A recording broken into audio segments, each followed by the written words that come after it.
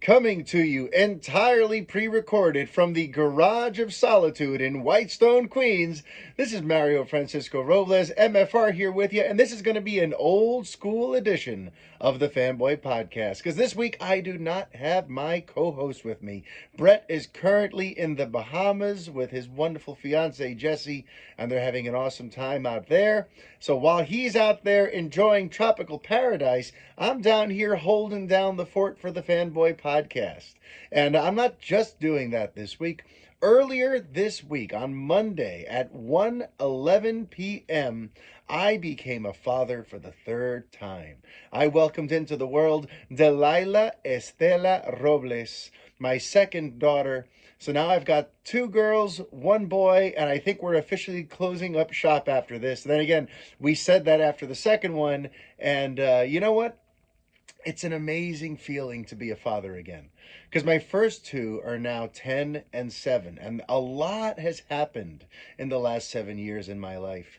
And something I'm just very much looking forward to is bringing these last 7 years of growth and maturity with me. I feel like in these last 7 or so years, I've really grown up a lot as a person.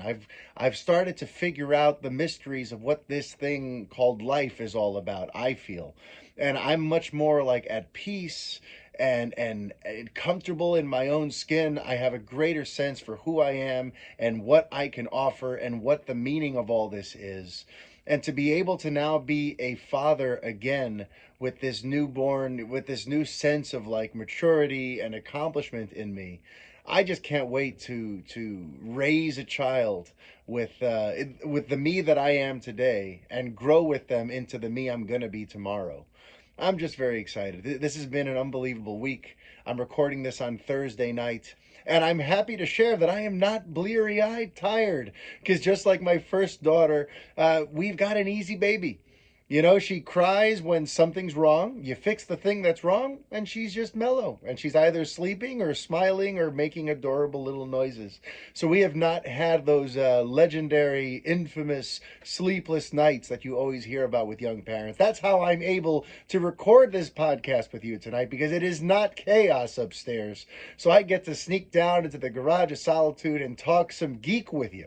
And look, before I get full on into the geeky mayhem that will be episode 146 of The Fanboy, I also need to extend a big old thank you on behalf of Brett and I. We need to thank Mr. Chris Roach. Chris is a longtime listener of The Fanboy Podcast, and he gave us a really, really neat opportunity last Saturday to join him at his place of business, because you see, Chris is a tour manager and he's currently touring Kip Moore right now. He's tour managering Kip Moore, and the New York leg of the tour was this past Saturday, and Chris invited Brett and I over. We got to hang out with him, meet him, have some drinks before the show, see the show, and then go hang out in a speakeasy hidden behind a fake wall with the band afterward. And we got to talk geeky. We talked about the Batman, and we talked about Superman, and we talked about Spider-Man No Way Home with Kip Moore's drummer and lead guitarist. It was a great time, all while drinking really nice, high-end cocktails and just feeling like we got to be tourists in a world that we are not typically a part of. So Chris, thank you so much for giving Brett and I that opportunity. That was an amazing night out, and it really meant a lot. It really meant a lot. But all right, so without further ado, I think it is time to get to the reason for this episode's very existence, because usually in the last 10 or so episodes, it's almost become a running gag that when I get to the Superman on film update portion of things, I usually have a big old goose egg to share. There's usually not much to talk about. And this week, there is an exception. It will be an exception to the rule, because there were a number of large Superman on-film rumors that I kind of did some digging into this week. And some of the answers I got were really, really interesting. So let's get into it. So for your Superman on-film update this week, let's start with this rumor that hit the Twitter a couple days ago.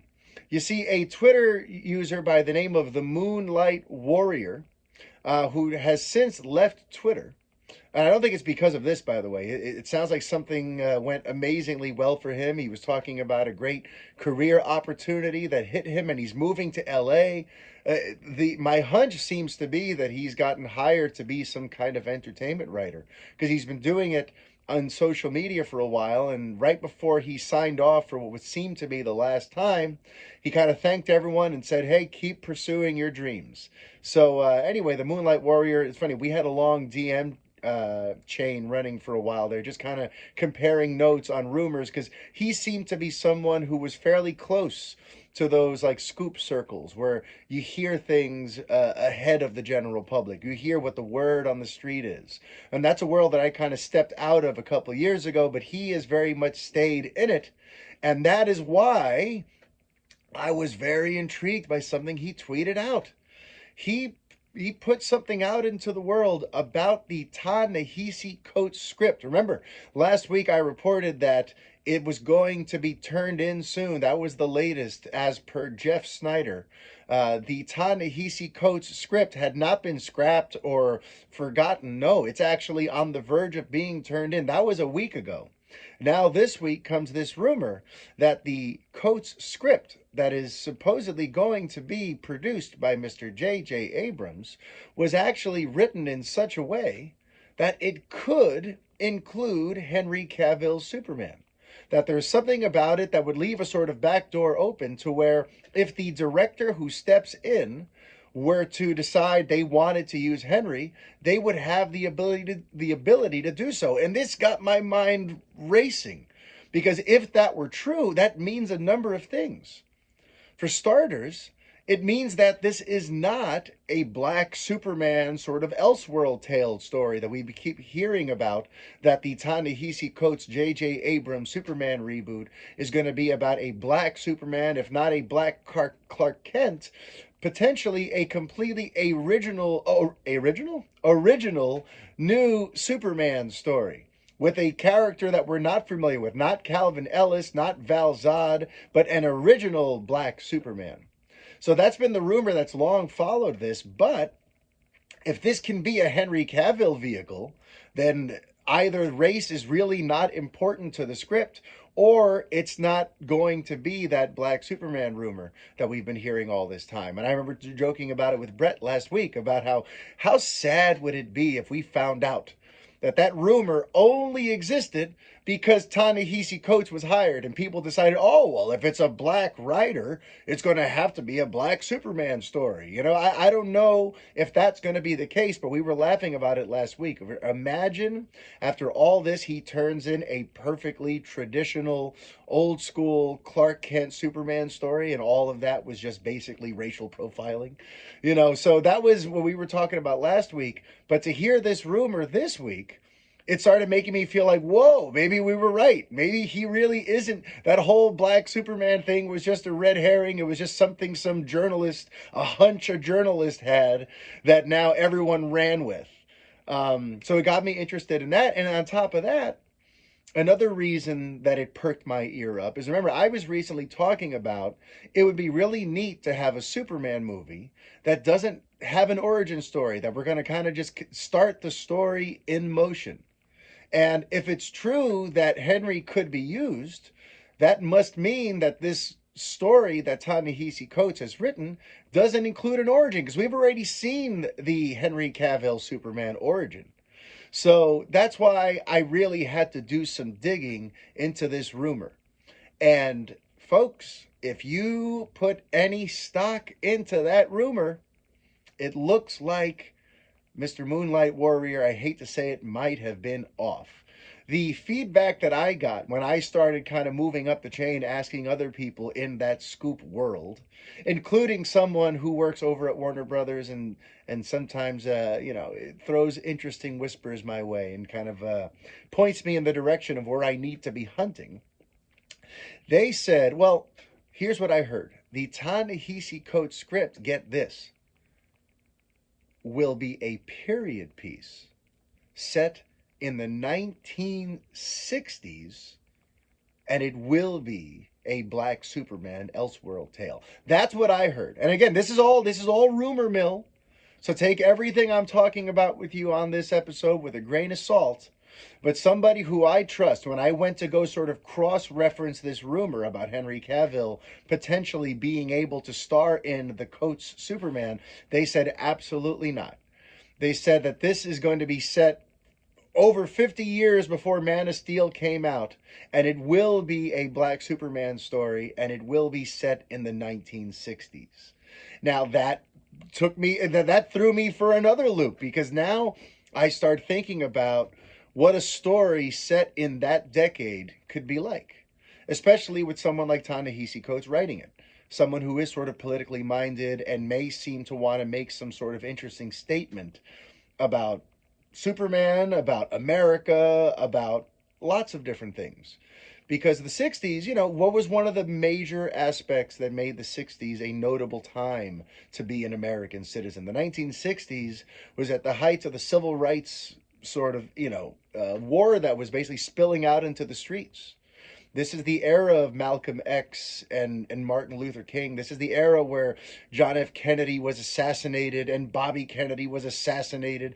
There was a lot of incredibly surreal and tough times that America was facing in the 1960s. And if it's true that Coates and Abrams are pursuing an Elseworld tale about a Black Superman in the 1960s, it's easy to see that there would be some very interesting socio-political things to riff on with this story. And to tell a moral Superman story where you have a Black Superman, where there's going to be people in America who do not accept him, and who maybe would reject being saved by him because of the color of his skin. I feel like it is an interesting era to set a Superman story in, especially if you're going to make him a Superman that appears to be African American. So that is the big rumor that I got bounced back at me when I asked about the Henry Cavill situation. So chew on that for a second. Let's see if that comes to fruition.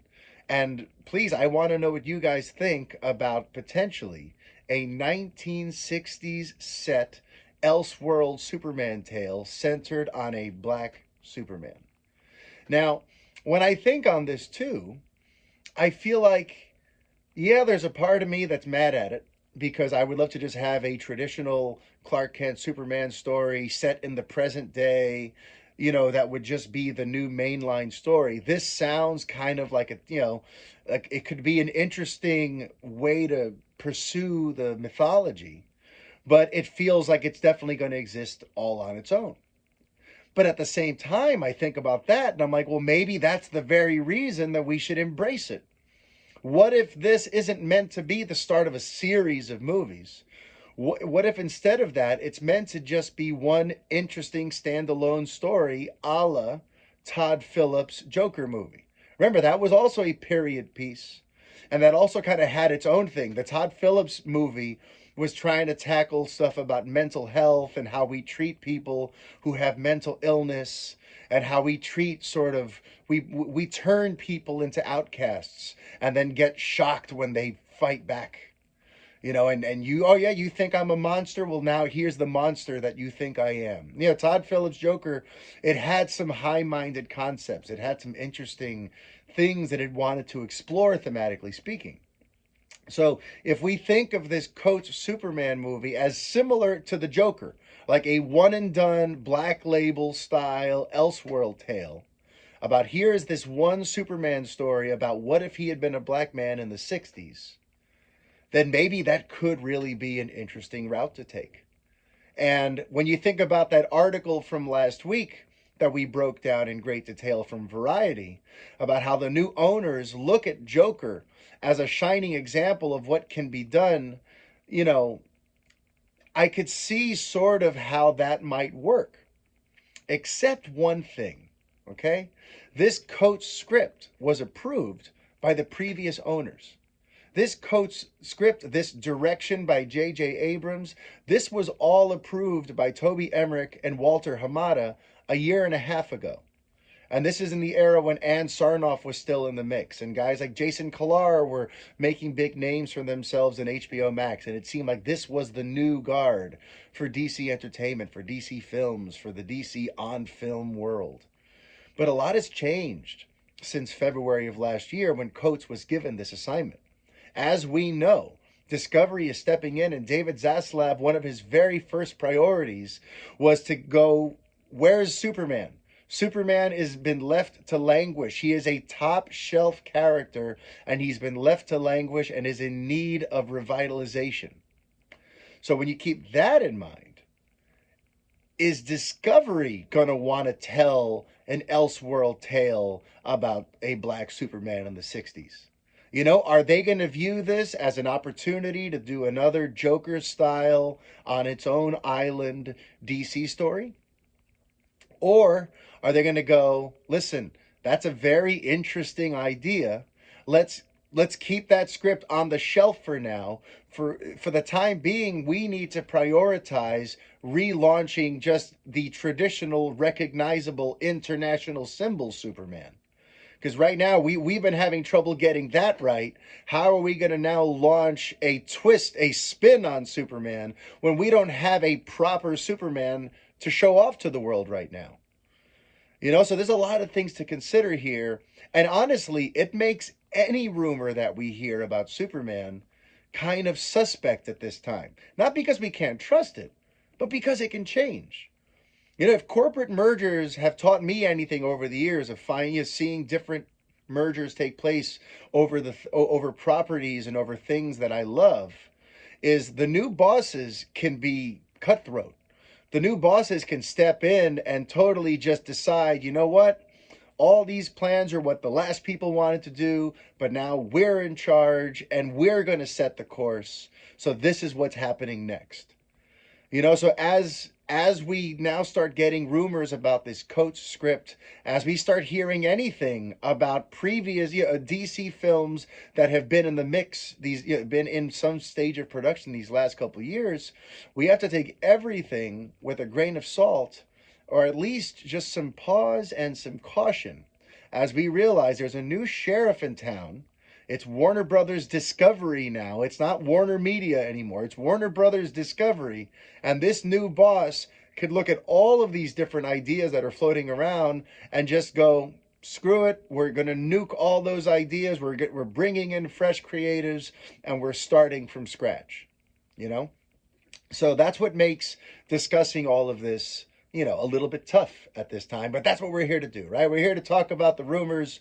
I'm here to share with you how I feel about them, and it's going to be fun to see how things play out in the months and years ahead, as presumably we're going to get a Superman movie in production soon.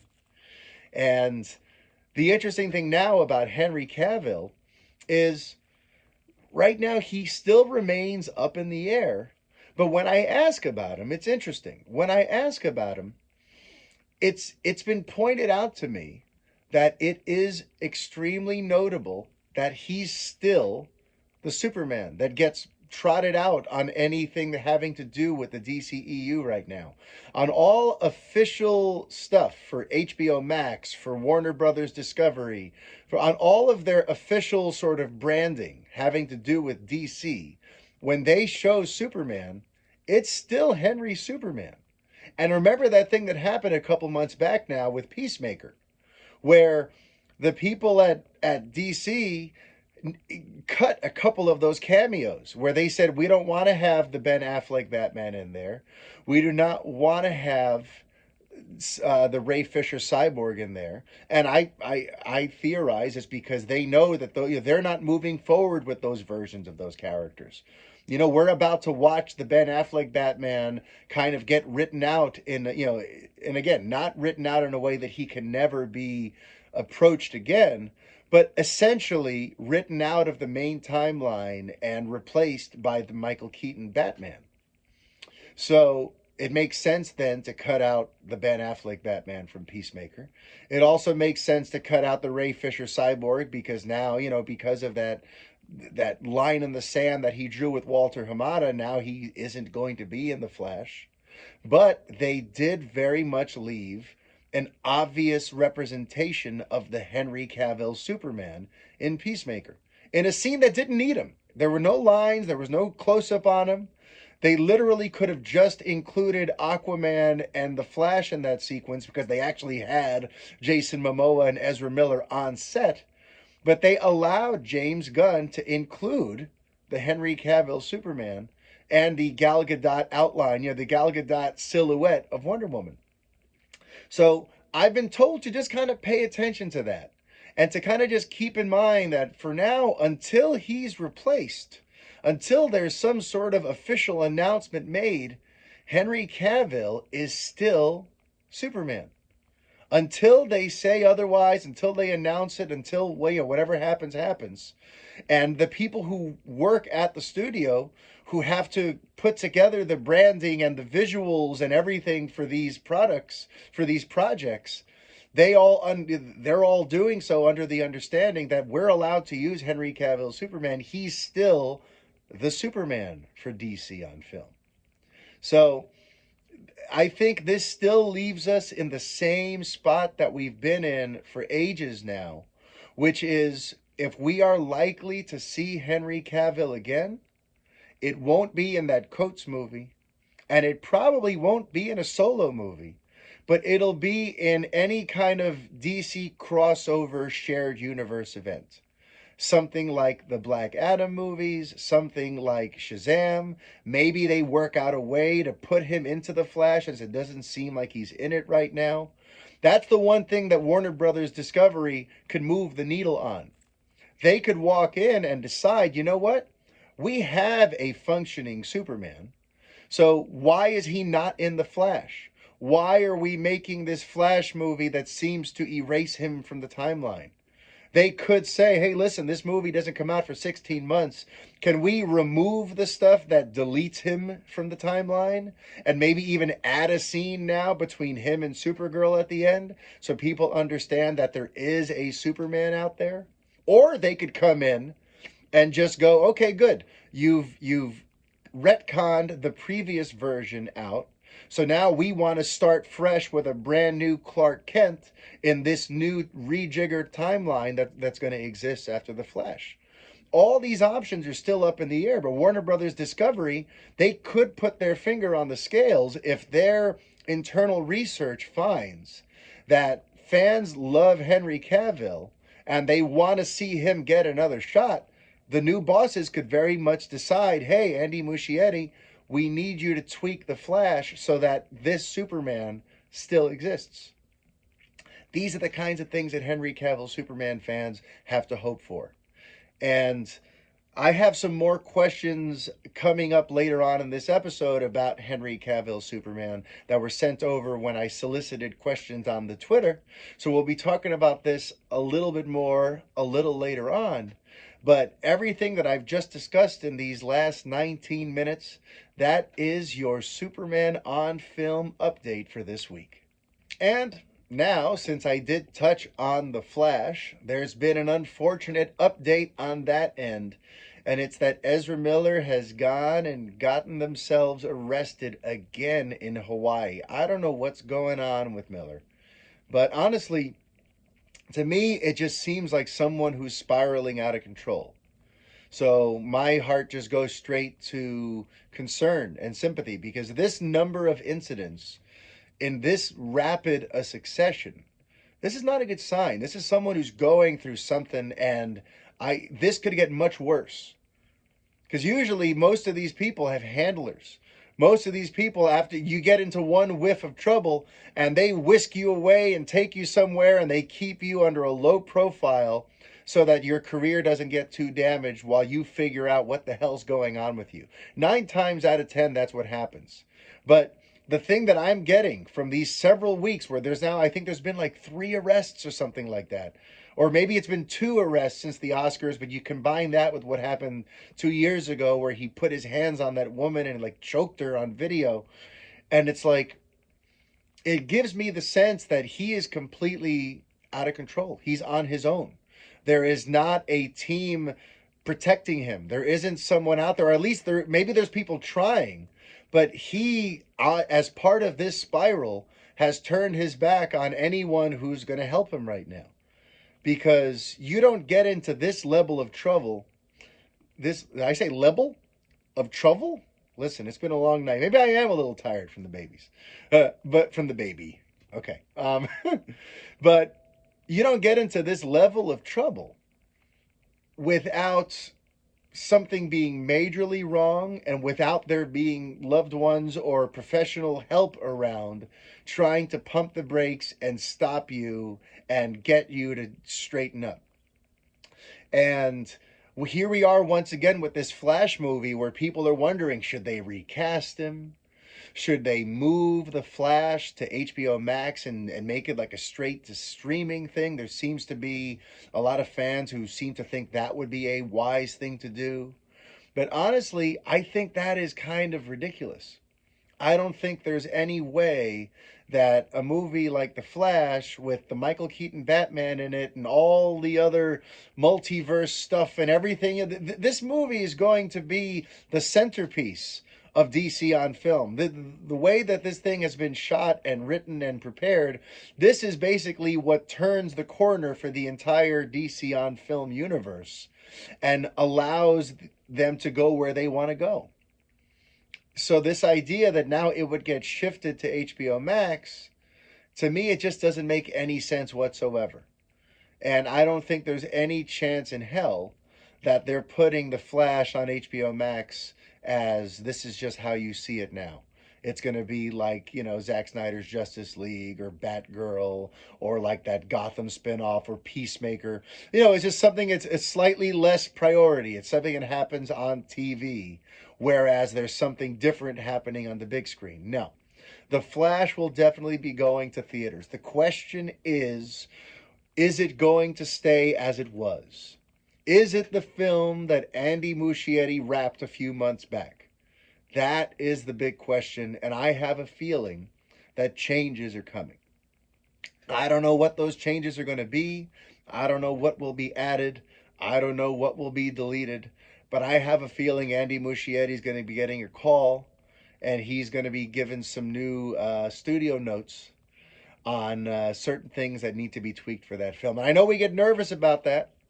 Because of what happened a few years back with with the way the studio put their hands all over Zack Snyder's Batman vs. Superman and Justice League. They put their hands all over David Ayer's Suicide Squad, and seemingly everything they touched suffered from it. Things got only worse. And that was something I wanted to bring up from last week.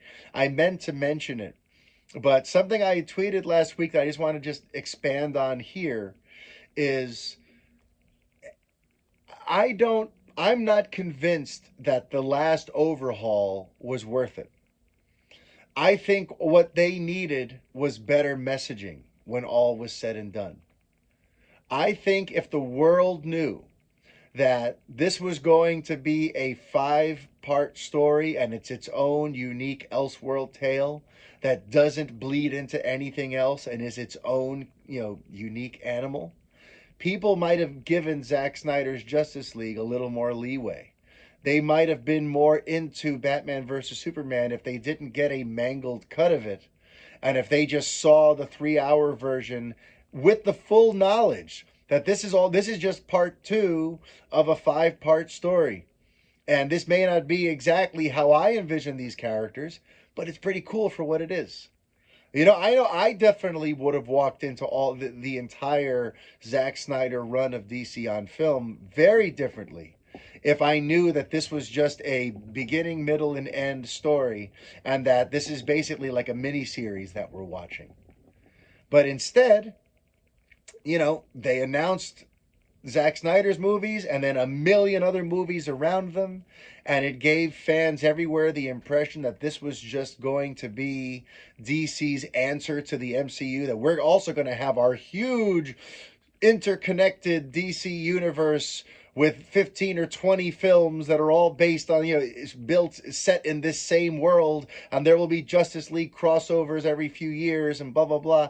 I feel like that is why people were extra salty at BVS and where he was going with Justice League. Because it's like, well, we don't want to spend the next 15, 20 years looking at these versions of these characters. These are not the version, for a lot of people, it was like, these are not the versions that we grew up on. This is not these aren't the stories that we're dying to see.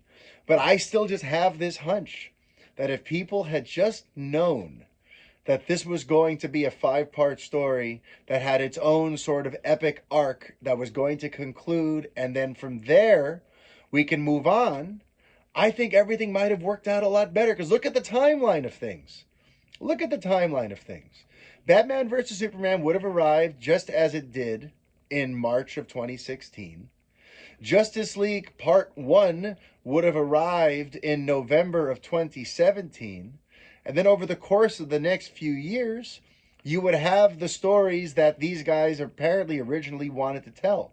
Because even though Zack Snyder had his 5-part arc, apparently Ben Affleck was going to do something that kind of riffed off that worked within that, with his Deathstroke movie. So you would have had Justice League Part 1, you would have had the Batfleck movie, you would have had a Flashpoint movie, you would have had Aquaman, you would have had Justice League 2, you would have had the Cyborg movie, then you would have had Justice League 3, and honestly, we would be up to 2021, 2022 about now, to where you could schedule it so now the Flashpoint movie could be the last of the arc, let's say. Because that's what and from the Flashpoint movie now, you can recalibrate from Zack Snyder's Justice League and now tell a different set of stories. So really, in these last 5 years, we could have let the whole Zack Snyder thing run its course and now be just in time for the Flash to reboot things in 2023. So it just makes you wonder, all of this overhaul and all of this, pushing DC on film into a sort of limbo, where the messaging has gotten very sort of scattershot and all the movies are kind of unrelated, and the reputation of the brand is still kind of finding its way again. I still feel like not even the Batman was able to bring DC fully back.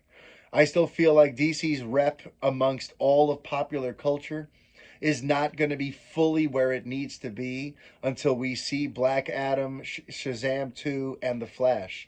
I think those three, especially The Flash, are going to be the things that really finally may help the entire DC on film universe move forward from these last few years, So yeah, I wanted to comment on that because I had started delving in that direction last week, and I'd forgotten to mention that because that's something that came up in the Variety article. This idea that we need a better sense of messaging so that it doesn't seem like everything is so scattershot. And I feel like, yeah, that's been a problem for a very long time, that lack of messaging. And who knows, maybe with better messaging and a more coherent plan, we would be right now gearing up for Zack Snyder's Justice League 3 to be arriving in theaters this November, and then Ezra Miller's Flashpoint movie arriving in June of 2023 to now move on to the next thing. Instead of all of this weird herky-jerky studio messing with everything and DC on film in general just looking rather stupid for the last few years. I mean, listen, I shouldn't say that because we have had the nice moderate renaissance since 2018 with Aquaman, Shazam, Birds of Prey, The Suicide Squad, Joker. Listen, I know that there's been a nice little run of films, but I can't help but feel like things would have we'd be farther along had we just stuck to the plan that had been approved upon in 2015. That's just sort of my devil's advocate look at things today, especially since that Flashpoint movie still hasn't come out yet. The timing of everything still works out that we could have gotten all 5 of those movies and Ben Affleck's Batman movie and now be ready to move on. And you do the Flashpoint movie, and then Matt Reeves jumps off from there and tells his Batman story, and everyone kind of goes in their own unique directions after Zack Snyder's Justice League, So that's just something I thought was interesting that I wanted to just share with you all because, listen, I've been talking about this stuff for so many years and my opinions on it have shifted and evolved. And where I'm at today is that they should have just let Well Enough alone. Released the Ultimate Edition of BVS in March of 2016. Let it be known that this is leading towards a conclusion, that this is a story that's going to be done in the next few years.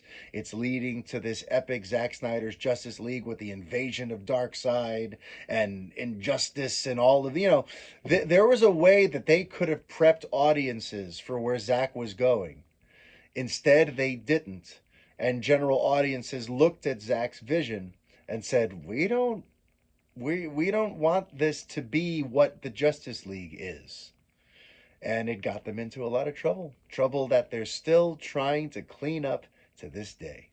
But circling it all back now to this Flash movie, with Ezra Miller, they have options now. They have creative options because of the multiverse angle. They can recast him and they could do it in a way that actually makes sense in the story. So I do think that would be a possibility. And in general, what I think is more likely is that the new ownership is going to look at whatever the first cut of The Flash is, and whatever things that they're not pleased with, they're going to ask him to go ahead and reshoot and change some stuff. And considering this film is supposed to reset the timeline and sort of chart the course and set the tone for what DC on film is going to be for the next several years to come, I think they're well within their rights to come in and go, listen, the previous owners approved of this script, but this is not how we want to position the DC universe. We want Superman. We want X, Y, or Z. We want the Snyderverse stuff that's alluded to in this film to very easily be able to be handled on HBO Max in miniseries form. So please leave that door more than open. Warner Brothers Discovery can absolutely come in and kind of throw their weight around. So that's what's going to be very interesting to see. And good luck to Ezra Miller. I really, this spiral has me concerned. None of this stuff happens by accident. This person is not doing well. And I hope they start taking some advice. And I hope that they get control of what's going on with them before this story ends in some kind of tragedy. Because that's really where my mind goes. If all this stuff is happening and this person really is kind of out of control, then this story could end way worse than just Ezra Miller doing some crappy things in public and getting arrested for it. So here's hoping that they really, get their hands back on the wheel of this thing and steer themselves in the right direction. But all right, earlier tonight I solicited questions over on the Twitter and you all delivered. So I got a bunch of really cool questions. So let's go ahead and dive into the questions for this week. Mr. Jeff Dyer over on the Twitter said, Man of Steel was 2013, almost 10 years ago. By the time we get another Superman movie, it will be at least 2023, more likely 2024 or 2025. Is it too late for Cavill, or are we more likely getting a new actor? So, Jeff, this is one of the things that was on my mind when I was doing the Superman on film update that I almost kind of jumped into. So here it is as an answer to your question. I think that there was a window of time where they could have made a Man of Tomorrow directly after Justice League. And I think it would have worked amazingly to sort of relaunch and soft reboot the character, much the way that Aquaman did for Aquaman. Because remember, as much as people had found Batman versus Superman polarizing, and as much as they just flat out didn't care about the 2017 Justice League, they showed up in droves for James Wan's Aquaman in 2018 to the tune of over $1 billion. So that showed right then and there that there was an audience for these characters. If you could just put them in the right story and shine the right light on them, these characters still had something to them that the general public had not completely thrown out the baby with the bathwater. that even though they didn't care about the previous films leading up to it, Aquaman looked so damn good to them and like such a different sort of breath of fresh air and a change of pace that they made it the biggest hit for DC since The Dark Knight Rises had come out. So that right there showed that, like, if you approach the character right, even if they didn't give a damn about Justice League or Batman versus Superman, or even if they thought those were bad movies, they still gave Aquaman a chance.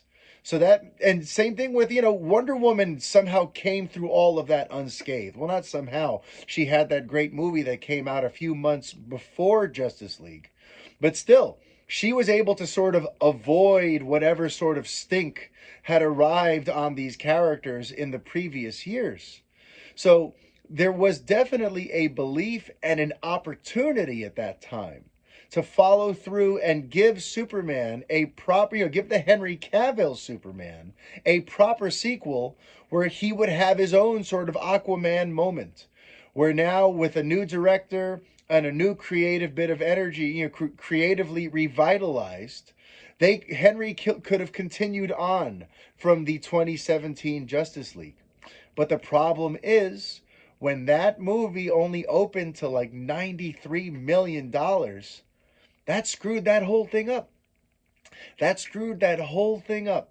Because there was really some thought coming out of the theatrical cut that the version of Superman that appeared in the theatrical cut was a good version of Superman, and one that now, if we can continue from this point, now, he's died, he's come back from the dead, he's revitalized, he has a new lease on life, a new focus, a new renewed desire to be Earth's greatest protector. You hand him off from the 2017 Justice League to another director, you let Christopher McQuarrie grab him, and now go do Man of Tomorrow. I think that would have done unbelievable business in 2019 and 2020. As long as they've tried to ride the Aquaman wave. Yeah, you see what I did there? The wave of Aquaman. But if they could have ridden that wave somehow, I think there was very much an opportunity there to continue the Henry Cavill solo Superman franchise. But instead, since Justice League did 93 million, that's when they suddenly said, well, now we're not sure we want to do any of this anymore. And that's where it really comes in unbelievably handy. This is a point I've made before, and it's a point I actually stole from Rick Shue from Superman on Film. He was the first one to point this out, which was that had Aquaman not already filmed, there's no way they would have made that movie after Justice League in 2017. That based on those box office receipts being so abysmal in November of 2017, there's no way they would have continued and done Aquaman after that. But since it had already been filmed and it was in the can, they continue. They weren't going to scrap the movie. Now we already spent hundreds of millions of dollars to do this thing. We're gonna see this through, and we're gonna give James Wan every bit of support we can to make this thing work. But I don't think they would have done any of that if the film hadn't filmed yet. Based on Justice League, that would have been when you just completely reboot and forget about everything that came before. But Wonder Woman being a hit, Aquaman then being in the can and becoming a huge hit, that suddenly created this space now where the people at DC on Film are like, okay, so we're not going to do a hard reboot and just say none of the previous stuff happened. But we want to be able to keep the things that people did like and ditch all the rest. And that's essentially what The Flash is going to be next year. But that, to me, is the sad thing about Henry Cavill's run as Superman. Because, Jeff, I think it is a problem. I think it is a problem that it's been almost a decade since Man of Steel came out. Because if you're the new owners right now and you're looking to launch a Superman franchise, to make part 2 to a movie that came out 10 years ago, that's going to come out 12 or 13 years after that one came out, with a Superman who now, when people look back on his tenure, I don't know what Discovery's internal research is going to find when they try to determine if the Henry Cavill Superman is salvageable. I don't know what their market research is going to tell them. But I think the fact that all these years have passed and he's been largely associated with films that were either very polarizing or just ignored, I don't think that bodes well for him. I don't think it bodes well for Discovery coming in and saying, we want a Man of Tomorrow with Christopher McQuarrie and Henry Cavill. I don't think that all this time passing, I really do think, has sort of destroyed any chance we've gotten or we could have had at a solo Superman sequel for Henry Cavill. And it's such a shame, because I know he's got it in him, and I know he's got the passion for it, but I'm having a hard time seeing it happening. But listen, stranger things have happened, specifically with DC on film. Stranger things have happened, so we'll see, Jeff. But to answer your question, I think we're more likely to see a new actor at this point. That is my hunch. If you're looking to revitalize the character, you don't take a 10-year-old version from mixed result movies. You start from scratch. So that's my answer to your question there, Jeff. Then, Mr. Hero Cosplay. How you doing, Mr. Hero Cosplay, over on the Twitter? He said, in Lois and Clark, Clark says, Superman is what I can do. Clark is who I am. Why does it seem like filmmakers don't do that, but Cavill seems to want to? So, first of all, I love that you brought up that quote from Lois and Clark. It is a great one, just to reiterate. Superman is what I can do. Clark is who I am. And that is one of the interesting things, too. That's one of the great debates. Superman fans debate this to this day. I go back to Kill Bill. In Kill Bill, Bill delivers a monologue about Superman. And I'm not going to butcher it and paraphrase it here, but the short version of what he had to say about Superman is that Superman is who he actually is. He is a superpowered alien from another planet who can do all these things. And Clark Kent is just the disguise. Clark Kent is what he does to fit in with us. And it's also in the Kill Bill universe. This is how Quentin Tarantino kind of broke it down. Basically, Clark is his imitation of frail humans. It's his, he has to put on these clothes and pretend to be a human being who's got all these flaws. And it's kind of how he views us, because he himself is Kal-El. He is the demigod. He has to pretend to be less than in order to, try to just get by in this world. Or in order to do his mission as Superman, he's invented this Clark Kent alter ego. So I remember there were debates around that at the time. I remember being on bluetights.net arguing with people about that sort of stuff, about, is he Clark or is he Superman? Which is it? And Lois and Clark took the opposite vantage point. Lois and Clark took it that Clark is the real man, but Superman is like the role he plays. It's kind of like the reverse of Batman, right? For Batman, Bruce Wayne is his alter ego, the playboy, he puts on this outward air of what he thinks people expect of him. But Batman is his true essence. In this, depending on how you look at Superman, Superman is the persona he puts on to help the world, but Clark is really who he is. And for me, it's always been tough to figure out where I stand in all that. Because I kind of feel like, in actuality, there are three versions of Clark. There's three versions of Superman. It's a triple identity. It's not a double identity.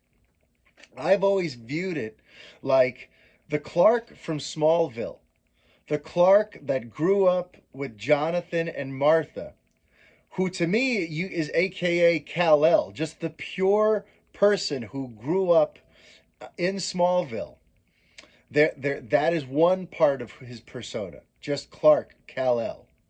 Then there's the Clark Kent that he invents when he goes to Metropolis and create an alter ego that can fit in with humanity. And then there's Superman, who he is when he's at his, he's not hiding who he is. It's when he gets to go out there and be the hero and be the inspiration and be that symbol of hope that, the Fortress of Solitude and Jor-El and Jonathan and Martha raising him right. They've inspired him to want to go out there and be Superman for the Earth, for the people of Earth, and to do his Kryptonian parents proud. But at his core, he's that farm boy. At his core, he's that boy who grew up in Smallville, always feeling a little bit different and trying to figure out, what is this thing about me? Why am I different? And where do I come from? And what are these abilities? And why are my parents so scared of me showing people what I can do? To me, that's Clark. And then Clark Kent is the persona, and Superman is the fulfillment of his promise. But at his heart, the purest version, the purest form of who this character is the one that talks to Martha Kent on the farm. That's the real Clark. You got me? So that's always kind of been how I view the character. But now to go back to your question, why does it seem like filmmakers don't do that, but Cavill seems to want to? Look, I can't answer for the stories that Cavill wants to tell. We do get that sense, and we do know that he has a deep love for this character, and he has some very specific comic book arcs that he would love to adapt for the screen. So I would love to just one day find out exactly who and what he thinks Superman is, and who is the real man. Is he Clark, or is he Superman? I'd love to fully know who Henry thinks he is. But in terms of what filmmakers think of him, look, Zack Snyder, what did he think Superman was? I tend to think he only had the two versions. He didn't have three. To me, he was the Clark Kent from the farm wasn't really different from the Clark Kent in Metropolis at the Daily Planet. So there was really just two versions. There was Clark and there was Superman. And in the Snyderverse, it seems like Clark was the more authentic character. Clark was who he really was. But Superman was who he felt he needed to be. Especially because he was put in that position in Man of Steel, right? It was kind of thrust upon him for him to kind of have to come out of the shadows and be that protector. So, in terms of what filmmakers see in there, what they don't, I'm not here to cast aspersions. I can see any version of this working. I would love to see a great take where Superman is really who he is, and Clark Kent is his way of trying to understand us. But I would also love to see a version that plays up the idea of it being three roles, where there's three versions like I broke down, that is kind of my personal take on the character. And also, I had no real trouble with how Snyder sort of viewed the role. So, I'm open to all interpretations. So I'm not going to judge or say that one version is the right one, because really, depending on what version of Superman speaks to you, you have your own answer to that question. So let me know, who is the real Superman? Is he Clark pretending to be Superman, or is he Superman pretending to be Clark? I'd love to know what you guys think of that.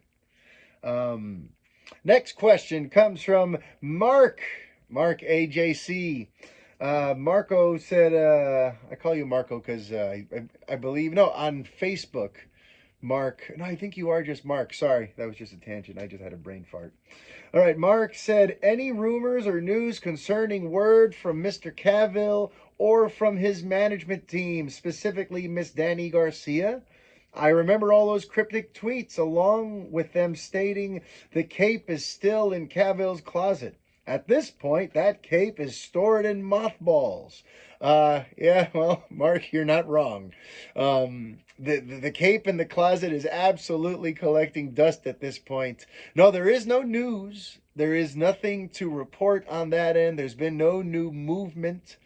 Those comments still seem to be somewhat loosely related to rumors of Henry Cavill being spotted near the sets, near the locations where both The Flash and Black Adam were filmed. Or was it Shazam? I just know that Cavill was apparently seen near two sets for two different upcoming DC films with his hair dyed black, which he only does as Superman. And I know Nick Farina is going to be really glad that I brought up this rumor. But, Dani Garcia's tweets and all of that stuff, it all seemed to kind of coincide at around the time that Flash was filming and Black Adam was happening and Shazam 2 was happening. And it was starting to seem like maybe Henry's going to pop up in those films, which, again, lines up with my theory. I think there's a very real possibility that Henry's going to be Superman in the Black Adam Shazam verse, and that he's going to be acknowledged as Superman somehow in this Flash movie, unless they do completely retcon him out to make space for a new Clark. But, Mark, just to answer your question, no, there's no new news there. We still just have to see if what she was ultimately referring to, the reason that she was under NDAs and had to be so cryptic, was because he filmed some super secret stuff that we cannot know about yet because it's a massive spoiler. Maybe that's me being an optimist, but that is the latest on that. My boy Joey Misfit sent in a question. Joey, he said, hey Mario, humor me. Let's say the new bosses at Warner Brothers Discovery burn down the DCEU and start from scratch. What's the character or characters you'd start anew with? For me, it's Green Arrow in a year 2 situation, or Justice Society of America, JSA, to start a new shared universe thing. Those are interesting ideas. Listen, I was talking about year 2 stories last week, right? And I was talking about, Green Arrow's, that Supermax movie that was going to happen. So, we're on a similar wavelength there. Sorry. We're on a similar wavelength there. But if I were to if we were going to start over again, right? And this hypothetical that you're laying at my feet, where David Zaslav does all his internal market research and decides, let's just burn this thing to the ground, move all existing projects to HBO Max, and we're going to relaunch a DC on-film universe starting at step 1 again. I was thinking about this, and believe it or not, I think I would use Green Lantern as our way into that universe. I would play on this idea of the Green Lanterns and how the lanterns have their different quadrants that they protect, and that the lantern who is guarding Earth, we start with his story, and something happens in his story and in his franchise. Maybe not, the first story should be just about him and something that some threat that Earth is facing that Green Lantern has to deal with.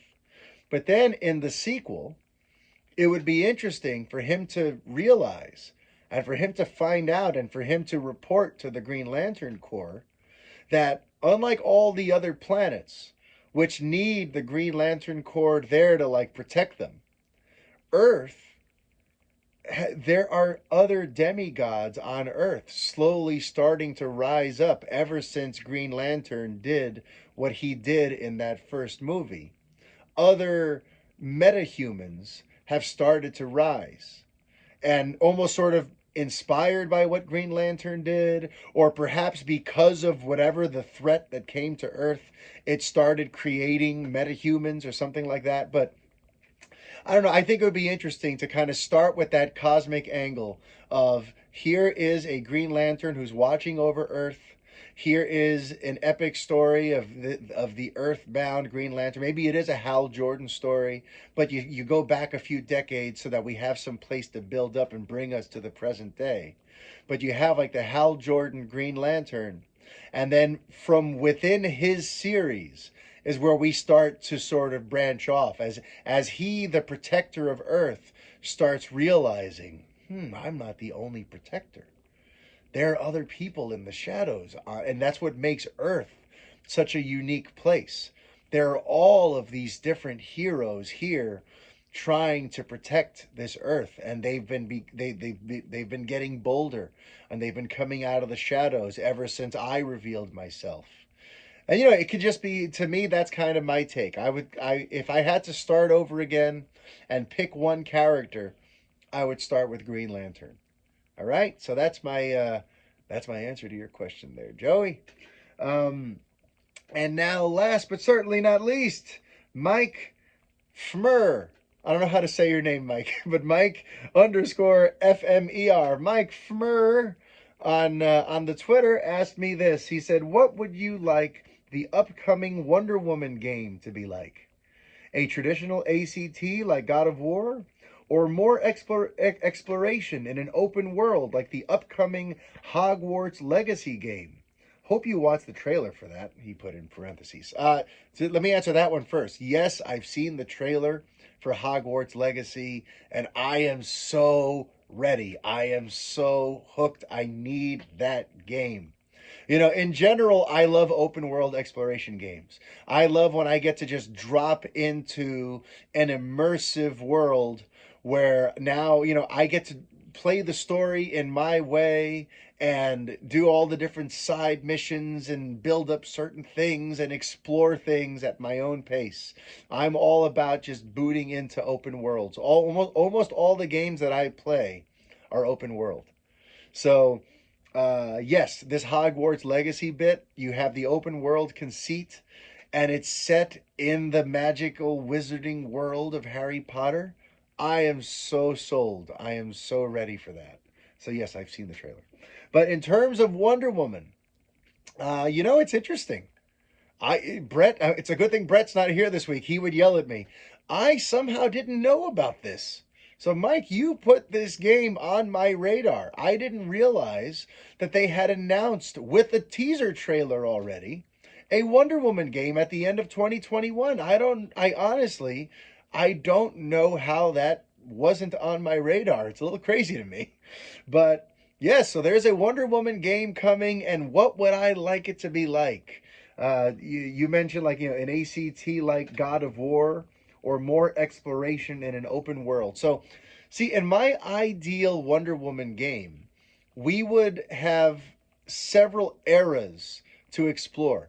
I would really want to play with this idea of the ageless Amazonian warrior who's been around for centuries doing things, whether it be, like ancient wars and stuff that's set like in Themyscira or something that feels kind of grandiose like that. But then you also have a mission during, World War One, a mission in World War Two, a mission in, you can go to all kinds of different eras where Wonder Woman may have factored in. And, you make a story about it. You could have it set where it's like the present day and she's been captured by a big bad in a way that, they can actually capture her. And maybe there's a situation where in the story now she's retreating into her memories, remembering certain lessons or things that might help her get out of this situation. And as we do that, we're flashing back to different eras of Wonder Woman with different costumes, with different, feels. Certain things can feel like a city. Certain things can feel like an open battlefield and very God of War-y. You're exploring and whatever. But also within that, you could have varied missions where, yes, there's missions where you're Wonder Woman and the big thing is the fighting and all that. But there could be missions as Diana Prince that are a little more like espionage like, where it's more about sneaking around and not making a new, not calling attention to yourself and trying to just, maybe just find some important information or solve a puzzle or get to the bottom of a mystery, but not doing it in Wonder Woman mode, more just discreet for whatever reason, for whatever the storyline reason is. She would have to keep a lower profile, and that way you have missions that sort of vary, you know. And listen, with Wonder Woman, you could have all kinds of stuff. You could have horse combat in the older stuff. You could have the flying airplane. You could have a mission that has to do with flight and stuff like that. She's such a fun character that can be dropped into so many unique situations. And especially since they are basing it off the Gal Gadot Wonder Woman. They're basing it, it's the same costume. And the voice acting, and it all sounds like they're trying to elicit the Gal Gadot Wonder Woman. And this version of Wonder Woman is an ageless warrior who we've established in the DCEU has been around for basically hundreds of years. And there's even there was that deleted picture, right, where she's holding a guy's head in her hands because she decapitated someone in some crazy conflict in the 1800s. You could have that be a level in the game. That I feel like Wonder Woman is a unique character. I would not want to just drop her into one very sort of linear, very sort of straightforward setting and have her just do one kind of thing over and over again. I'd want to drop her into all kinds of different situations. Maybe there's a mission where she's fighting another sort of big god type thing, but then there's a mission where she's fighting Cheetah in the 1980s. If you want to evoke the 80s, like, let's mix it up. Wonder Woman has a very interesting rogue gallery. This Wonder Woman in particular has apparently seen some shit and has been around, has been a force in all kinds of different eras of human history. So let's weave a story that jumps around from thing to thing and gives us different missions depending on whether or not you're Wonder Woman, whether or not you're on horse, whether or not you're in an airplane, or whether or not you're Diana trying to uncover some mystery while Bruce Wayne is on your track. I mean, you could literally revisit Batman versus Superman. Since we are doing that version of Wonder Woman for the game, you could take that cat and mouse element from BVS and add to it. So that's my answer to your question, Mike Fmer. And folks, that about does it for episode 146 of the Fanboy Podcast. And since Brett couldn't be here, I am going to be ending this week's episode with the full version of his Superman theme. Because when I first started thinking about launching Superman on film, naturally, I went to my composer friend Brett, and I said, I need you to write our Superman theme. I don't want to have to play Hans Zimmer. I don't want to have to play John Williams. I don't want to have to worry about any of that. I want us to have our own Superman theme. So as a special treat, since I've got Brett on the mind, my missing co-host who's currently enjoying some fun in the sun in the Bahamas, you can enjoy his Superman theme. And until next week, life is chaos. Be kind. Adios.